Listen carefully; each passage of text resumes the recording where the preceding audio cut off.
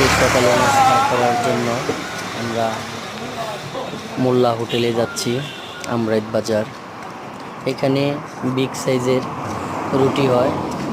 এক একটা রুটির কোয়ালিটিটা অনেকটা ভালো।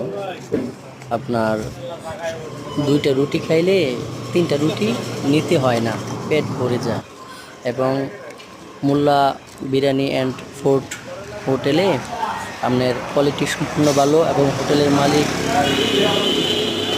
জাহাঙ্গীর মোল্লা অনেক ভালো।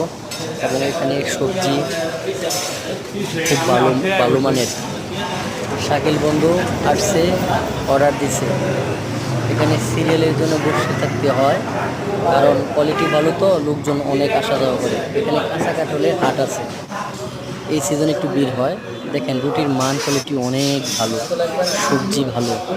এখানে এতটুকু সবজি দেয়, অন্য হোটেলে এই সবজির দাম 30 টাকা হবে, আর এই হোটেলে ডিসকাউন্ট দিয়ে 10 টাকা করে নিচ্ছে এবং রুটির পিসও 10 টাকা করে নিচ্ছে। অর্থাৎ 30 টাকার যদি আপনি নাস্তা করেন এনাফ। আমাদের শামীম ভাই আসছে, উনিও রুটি নাস্তা করবে এবং সালাম ভাই আসছে নাস্তা খাবে।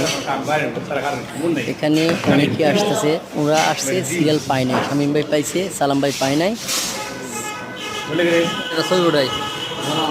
এবং এই জায়গায় পরিবেশ ভালো। ওই যে আমাদের মফিজউদ্দিন ফুটবল জাদুকর, গাজীপুরের সেরা ফুটবলের জগতে বাদশা, উনিও আসছে।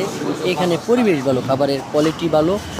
এবং আমার দুইটা রুটি আর একটা সবজি বিল আসছে 30 টাকা। একদম সেফ, সীমিত এবং পেট ভরে মন ভুজুর করে খাওয়া যায়। গাজীপুর কাপাসিয়া আমরাই পাম্পের সাথে এখানে কাঁচা কাটালে হাট আছে।